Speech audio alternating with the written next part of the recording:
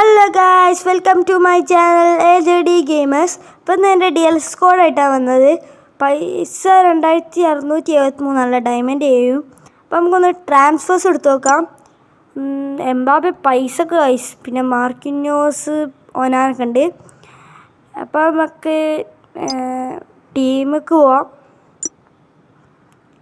നമ്മൾ ഫോർവേഡ് മാർട്ടീനസും എംബാപ്പയാണ്. മിഡ് കളിച്ചാണ് Marmoush, Xhaka, Pedri, Di Maria. Defenders കീപ്പർമാരാണ് Cancelo, Rudiger, Upamecano, Hakimi, Courtois.